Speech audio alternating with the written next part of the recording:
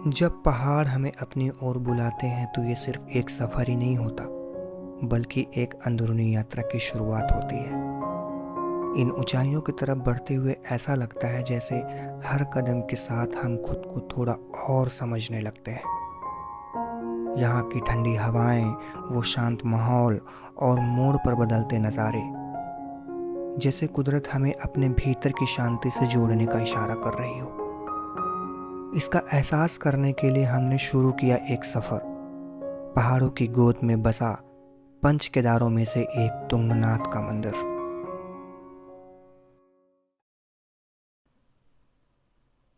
ये है हमारी टीम, यात्रा के एक दिन पहले बैग पैकिंग करते हुए। और ये है कैप्टन, जिसको ये पता चल गया था कि हम लोग कहीं पे जा रहे हैं, तो काफ़ी दिन भर से परेशान दिख रहा था। अगले दिन सुबह काफ़ी जल्दी हम लोग उठ गए थे और सुबह उठ के हमने बाहर जाके देखा तो काफ़ी सन्नाटा था। ये है लखनऊ का नज़ारा सुबह 4 बजे के आसपास का। सुबह काफ़ी जल्दी निकलने के बावजूद भी इतना उजाला हो गया था। इनको पिलाया हमने पानी, गाड़ी को पिलाया हमने तेल और निकल पड़े अपनी यात्रा की ओर। ये है माहौल सुबह का। काफ़ी कम ट्रैफिक था, बट फिर भी काफ़ी लेट हम लोग हो चुके थे निकल के। तो हम लोग आपको यही रिकमेंड करेंगे कि अगर कोई ट्रिप प्लान कर रहे हैं तो जल्दी सुबह 3 या 4 बजे के आसपास निकलिए। ये है हमारा पहला स्टॉप। हमने प्लान किया था कि सुबह चाय पियेंगे, लेकिन हमारे ड्राइवर ने भी सोच रखा था, कसम खा रखी थी कि तुम चाय पी के दिखाओ बेटा। तो इसलिए पहले अपने ड्राइवर को समझा के निकलना कि जो चीज़ भी ले के आ रहे हो उसको अच्छे से तैयार करके लाओ। फिर जैसे तैसे इसको निपटा के हम लोग आगे बढ़े और आगे चाय का प्लान करने लगे कि जल्दी कहीं पे रुक के सुबह की चाय मारते हैं। और ये रहा हमारा दूसरा स्टॉप। अभी भी चाय नहीं मिली, क्योंकि ड्राइवर ने कसम अभी भी नहीं तोड़ी थी। फिर हम सभी ने ड्राइवर के बारी बारी से पैर छूने का फैसला किया कि भाई तुम चाय छोड़ो, हमको खाना ही खिला दो। तो उसने रहम खा के एक पेट्रोल पंप में गाड़ी रोक दी, तेल भराने के लिए नहीं, पेट भराने के लिए। और ये रहा होटल, जहाँ पे बैठने की सुविधा तो काफ़ी अच्छी थी, लेकिन गर्मी थी। हम लोगों के बीच में यही डिस्कशन हो रहा था कि एसी काहे नहीं लगवाए, लेकिन हमको यही नहीं पता था कि एसी के रूम अलग है, क्योंकि हमारी आदत ही है होटल में बैठ के समोसा खाने वाली। तो हम लोगों ने डिसाइड करके फिर अंदर जाके एसी वाले रूम में बैठ के खाना खाया, जहाँ पे थोड़ा सुकून के पल बिताए और आगे यात्रा की प्लानिंग की। पेट हो या फ्यूल हो, भर जाने के बाद पेट्रोल पंप में रुकने का कोई मतलब नहीं बनता। तो हम लोग वहाँ से निकल पड़े। अब अगला स्टॉप शाम को चाय पीने का होगा।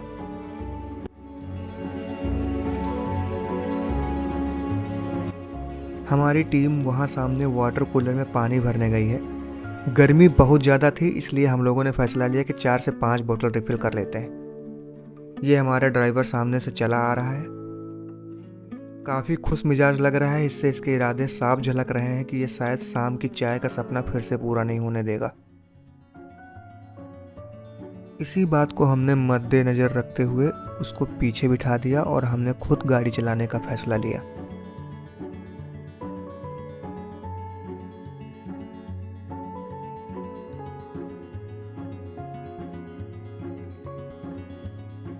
अब आगे के सफ़र में हम आपको दोपहर के काफ़ी शानदार नज़ारे दिखाने की कोशिश करेंगे, जो कि काफ़ी बोरिंग होंगे, लेकिन उससे आपको काम चलाना पड़ेगा, क्योंकि पहाड़ों पे जाने के लिए अभी भी काफ़ी वक्त है।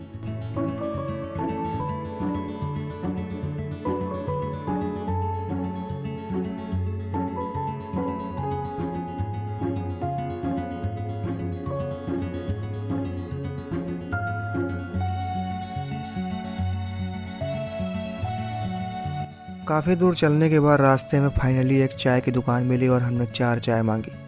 तभी पीछे वाले ने बोला कि अबे ये टोल है, यहाँ पे बस पेमेंट करते हैं, बदले में मिलता कुछ नहीं।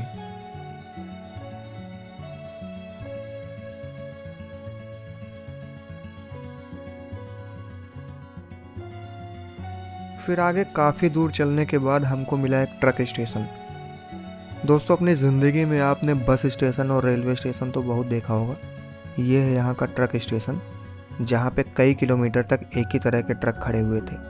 हमने मौका पा के 3 से 4 शायरियाँ नोट कर ली, जो वापस घर जाने के बाद हम अपनी गाड़ी में छपवाने वाले थे। उनमें से एक शायरी हमको काफ़ी पसंद आई, वो है इस प्रकार से। मैं बहुत खूबसूरत हूँ, मुझे नज़र न लगाना, ज़िंदगी भर साथ दूंगी, वैक्सीन ज़रूर लगवाना। तभी मेरी नज़र पीछे बैठे हुए ड्राइवर पे पड़ी, जिसने एक और शायरी नोट कर रखी थी। जरा कम पी मेरी रानी, बहुत महंगा है इराक का पानी।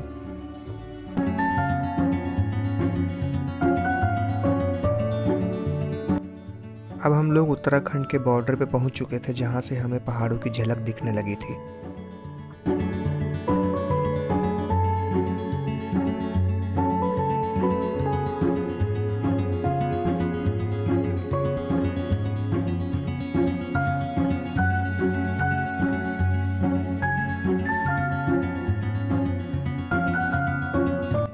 और ये रहा हमारा अगला स्टॉप। आधे से 1 घंटे के जाम में फंसने के बाद हम लोग पहुंचे कुछ ऐसे पॉइंट पे जहां का नज़ारा कुछ ऐसा था।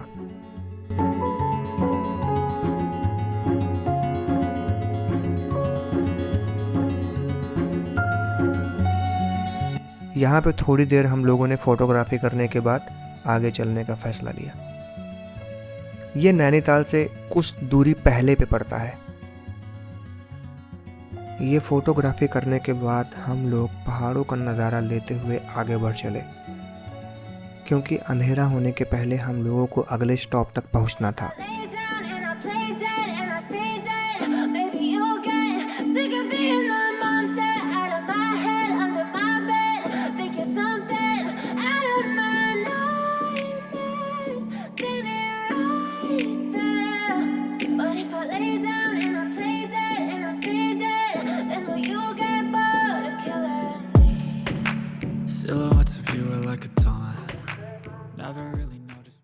और ये रहा हमारा होटल, जहाँ पे हम लोग रात में रुकने वाले हैं। ये पहला स्टॉप था हमारा रानीखेत में। कल सुबह हम लोग चोपटा के लिए निकलेंगे।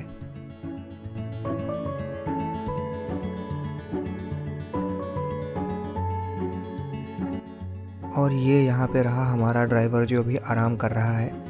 कल से ये पहाड़ों पे ड्राइव करेगा।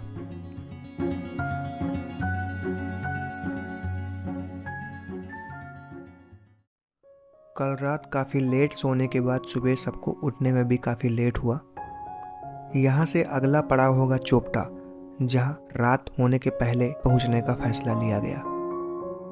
और ये रही पहाड़ों की पहली सुबह। आइए आपको होटल का टूर कराने की कोशिश करता हूँ। देखते हैं कि बाकी हिस्से होटल के कैसे हैं। ये रहा पीछे पार्किंग एरिया होटल का।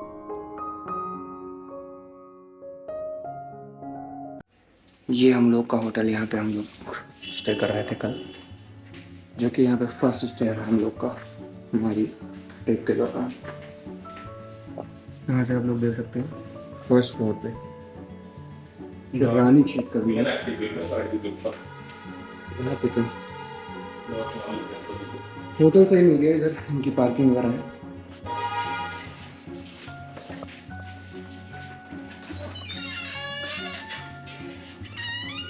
ये देखिए भाई साहब, यहाँ का भी सारा खेल व्यू का है भाई। इसी के लोग यहाँ पे आके पैसे देते हैं, यूपी से जो लोग भी आते हैं या बाहर से भी आते हैं। मुझे व्यू चाहिए, उसके ज़्यादा पैसे पे करके लोग केवल व्यू लेके चले जाते हैं।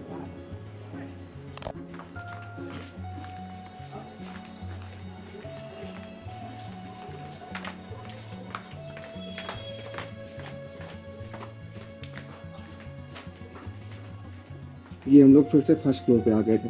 ऊपर से भी वो रोड की तरफ फर्स्ट फ्लोर लग रहा था, इधर से नीचे की तरफ फर्स्ट फ्लोर लग रहा है।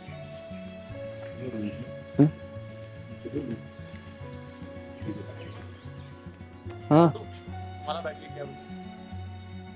ऊपर रखा है ना, वो कौन सा है? ये हम लोग उतर गए नीचे और फिर से एक बार हम लोग फर्स्ट फ्लोर पे आ गए। तो वैसे अभी इस होटल में 3 फर्स्ट फ्लोर देखने के बाद हमें समझ नहीं आ रहा कि कौन से वाले को फर्स्ट फ्लोर बोलना है, कौन से को सेकंड। हम लोग वो ऊपर उस फ्लोर पे थे, अब नीचे से लग रहा है कि हम थर्ड पे थे। लेकिन उस वाले से हम लोग को उधर साइड से लग रहा था कि हम फर्स्ट पे हैं। तो भाई लोग अगर आप हमको बुलाओगे कि नीचे आ जाओ, तो हम लोग थर्ड से भी नीचे आएंगे, सेकंड से भी नीचे आएंगे और फर्स्ट से भी नीचे आएंगे। ये यहाँ का व्यू।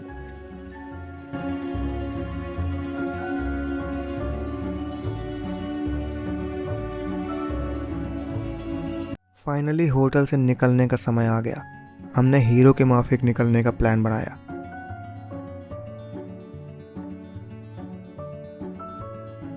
कमरे से निकलते ही हमने अपने एक साथी को दूसरे के कमरे में संदिग्ध अवस्था में खड़े हुए पाया, जिसका यह कहना था कि यहाँ से शैम्पू और साबुन चुराया जा सकता है। मैंने उसको तुरंत मना किया और बोला मैं पहले ही चुरा चुका हूँ। इस बात से खुश होकर हम लोगों ने वहाँ से तुरंत निकलने का फैसला लिया। इससे पहले कि हम लोग पकड़े जाए, हम लोग चोपटा पहुँच चुके होंगे।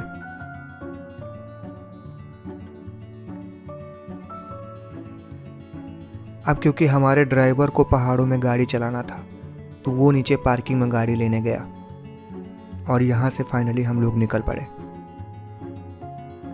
और ड्राइवर को गाड़ी देते ही ये रहा हमारा पहला स्टॉप।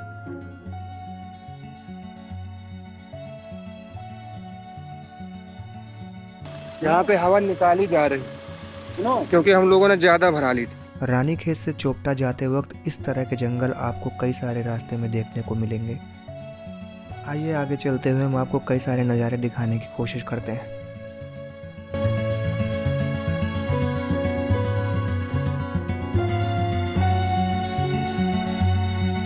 काफ़ी देर से ड्राइवर को एक तरीके से गाड़ी चलाते हुए मैं भी काफ़ी चकित हो रहा था। उसने पलक झपकते ही एक स्टॉप लिया। ये रहा हमारा दूसरा स्टॉप। आइए जब तक ये लोग निपटाते हैं तब तक हम आपको यहाँ का नज़ारा दिखाते हैं। पेट्रोल पंप से ये नज़ारा कुछ आपको देखने को मिलेगा। यहाँ पे पहाड़ों के बीच में कुछ गांव देखने को मिलेंगे आपको, जो यहाँ पे थोड़ी थोड़ी दूर पे बसे हुए हैं और ये बगल में ही अपनी खेती वगैरह करते हैं।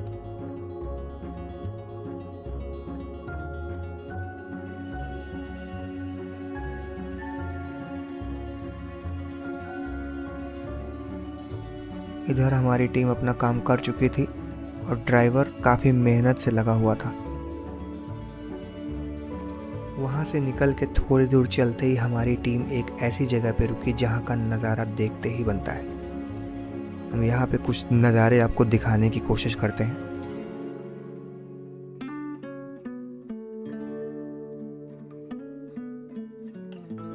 अगला प्लान हमारा था एक अच्छी होटल ढूंढना, जहाँ पे स्टॉप लेके हम लोग कुछ नाश्ता वगैरह कर सकें।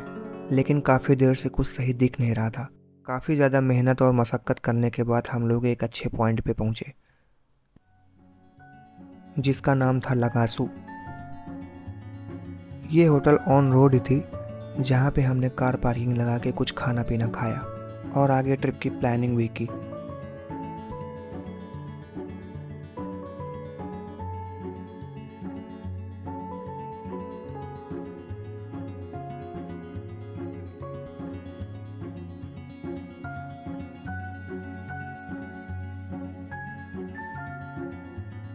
होटल के अंदर बैठ के हमने 1 घंटे डिसाइड किया कि क्या मंगाना है। काफ़ी डिस्कशन के बाद हमने एक एक चाय, एक एक समोसा मंगाया, खाया और चले गए। यहाँ से 7 घंटे का सफ़र करके पहुँचे चोपटा, जहाँ पर हमने एक अच्छा सा होटल देखा और वहाँ रात बिताई। और अगले दिन हम यात्रा के लिए तैयार थे, क्योंकि कल रात हमने चोपटा में ही स्टे किया था, तो मेन गेट तक जाने के लिए हमें ज़्यादा दूर नहीं चलना पड़ा और यहीं से चालू होती है तुंगनाथ मंदिर तक की यात्रा। अक्सर यहाँ पर रोड के किनारे अपनी गाड़ी पार्क कर देते हैं ताकि यात्रा ख़त्म करके वहीं से घर के लिए निकल सकें, क्योंकि वापस आते हुए शाम हो जाती है। यह है ऊपर जाने का मुख्य द्वार।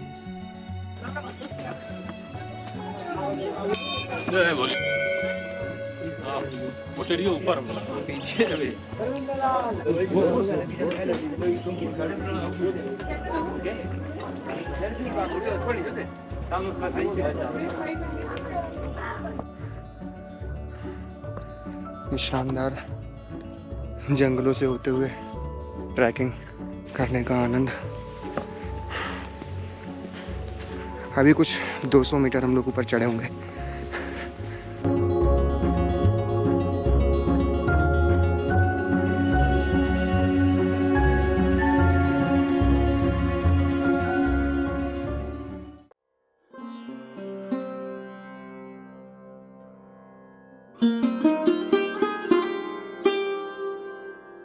यह ट्रैक करीब 4 किलोमीटर लंबा है और थोड़ी चढ़ाई है, लेकिन जो भी लोग ट्रैकिंग के शौकीन हैं उनके लिए एक बेहतरीन अनुभव होने वाला है।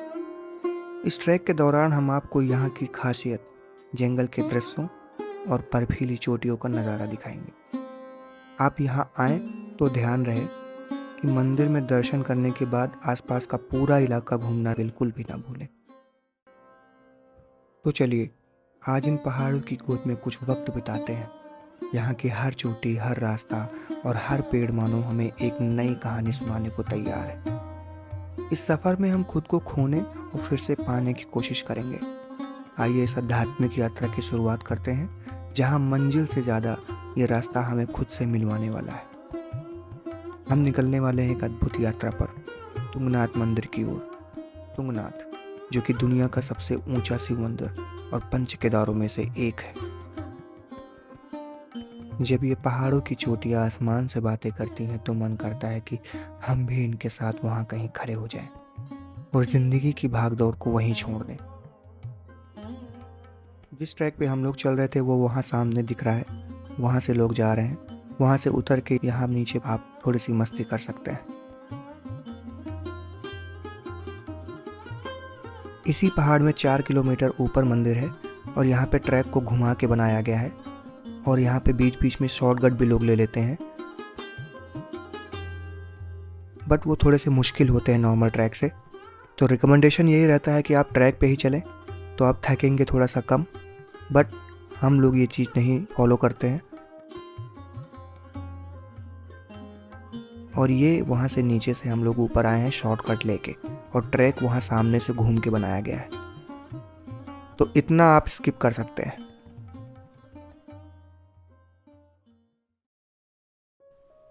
वो आज़ादी जहाँ कोई बंधन नहीं, कोई नियम नहीं, आप अपनी मर्जी से चलते हो, जहाँ मन करे वहाँ रुकते हो और जितना चाहो उतना ठहरते हो।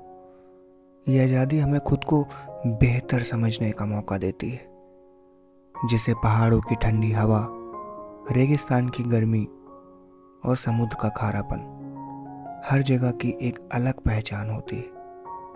ये खुशबू जो हमारे साथ रह जाती है तो सालों बाद भी उस जगह की यादें ताजा हो जाती हैं। सफर का मतलब सिर्फ मंजिल तक पहुंचना ही नहीं होता, बल्कि हर उस पल को जीना होता है जो रास्ते में आता है। कि रास्ते में रुककर उन छोटे छोटे पलों का भी मजा लेना चाहिए जो हमें आगे बढ़ने की ताकत देते हैं। चाहे वो किसी ढाबे की चाय हो, रास्ते में मिलने वाले लोग हों, या फिर वो नज़ारे जो कभी कभी तस्वीरों से भी खूबसूरत लगते हैं।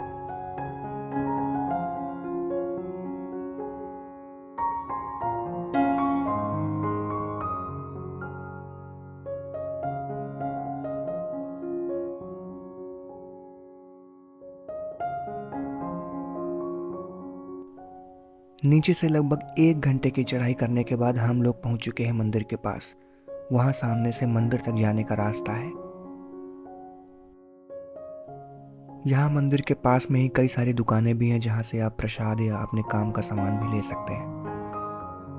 यहाँ पे केदारनाथ से काफ़ी कम भीड़ आपको देखने को मिलेगी, क्योंकि मंदिर के आसपास जगह काफ़ी कम होने के कारण आपको थोड़ी देर लाइन पे भी लगना पड़ सकता है।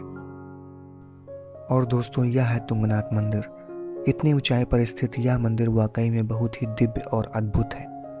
यहाँ पहुंचकर जो शांति और सुकून मिलता है वो शब्दों पे बयान नहीं किया जा सकता। यहाँ से आसपास की चोटियों का नज़ारा और यहाँ का शांत वातावरण आपका मन मोह लेगा। मंदिर में दर्शन करके हम लोग जाएंगे चंदशिला, जो मंदिर से 1 किलोमीटर ऊपर खड़ी चढ़ाई में स्थित है। वो जो सबसे ऊंचा पॉइंट है, वहां से पूरी हिमालय की रेंज दिखती है। कहते हैं चंद्रमा ने यहाँ पे तपस्या की थी, तभी से इसे चंद्रशिला कहते हैं। सोचो, इतनी ऊंचाई पर खड़े होकर जब पूरा हिमालय सामने होता है तो कैसा लगता होगा। वहां का सूर्योदय देखना जैसे आसमान आग की तरह जल रहा हो। उस पल में हर दुख, हर चिंता बस खत्म हो जाती है। और जब आप नीचे देखते हो तो ऐसा लगता है कि हम सब बस एक छोटी सी कहानी का हिस्सा है।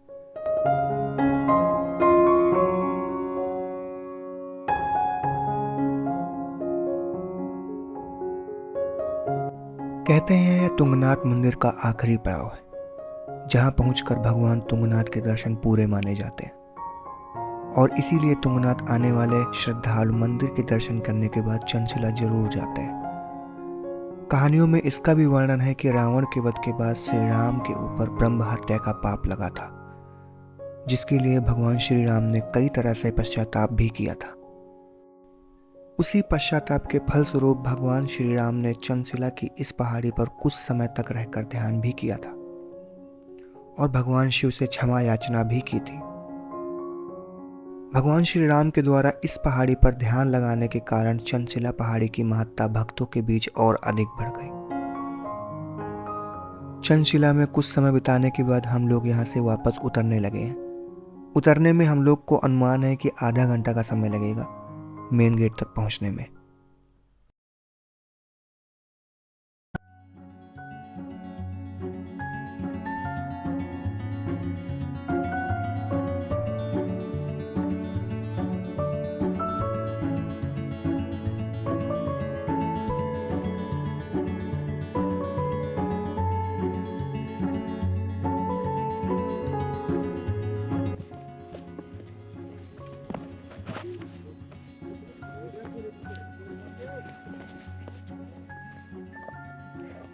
यहाँ से शॉर्टकट दिख रहा है आपको। ये जैसे मेन ट्रैक है और हम लोग शॉर्टकट लेते हुए निकलेंगे, लेकिन इतना ज़्यादा खड़ी चढ़ाई है ये, इस पे थोड़ा रिस्क होता है फिसलने का, क्योंकि थोड़ा स्लिपरी है यहाँ का, कुछ गीली मिट्टी टाइप है, इसमें घास भी है। बट ये है कि बैलेंस बना के उतरोगे तो कोई प्रॉब्लम नहीं होगा।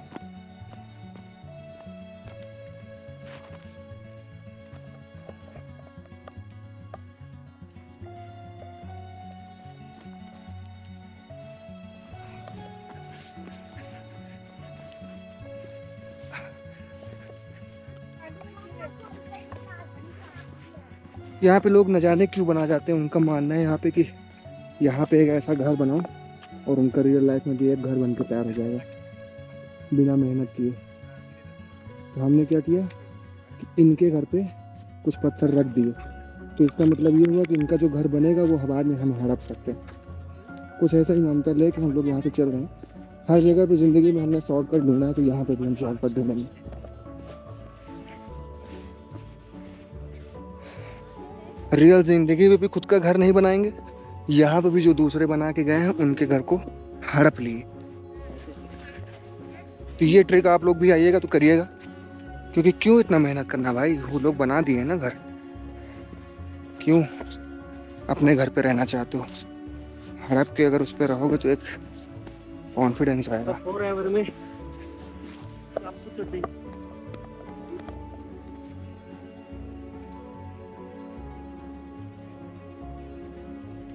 लेवल सबके निकले। लेवल निकलेंगे भाई, आ जाओ। तो करीब आधे घंटे बाद हम लोग नीचे आ चुके हैं जहाँ से हम लोग यात्रा शुरू करी थी। यहाँ पे आप देख सकते हैं कि कुछ लोग यहाँ पे घर बना के रहते भी हैं। अब ये नहीं पता कि लोग कैसे रहते हैं यहाँ पे अकेले, बट नज़ारा काफ़ी खूबसूरत रहता होगा इनके लिए यहाँ का। तो ये रहा हमारा तुंगनाथ तक का सफ़र। इस सफ़र में हमने क्या क्या नहीं देखा, पहाड़ों की ऊंचाई, जंगल की शांति और लोगों की सादगी। हर जगह का अपना एक अलग एहसास, अपनी एक अलग कहानी है। अगर कभी ज़िंदगी की भागदौड़ में थक जाएं तो एक बार इन जगहों पर आकर खुद को फिर से पाना जरूरी है। याद रखना, सुकून पाने के लिए दूर जाना जरूरी नहीं है, बस अपने आसपास की खूबसूरती को देखने का नज़रिया चाहिए। तो अगली बार जब भी आपको लगे कि कुछ मिसिंग है, तो आप कुदरत की गोद में आकर इस सुकून का एहसास जरूर लेना, क्योंकि यहाँ आकर ऐसा लगता है कि असली खुशी तो यहीं छुपी हुई है। बस हमें उसे महसूस करने की ज़रूरत है।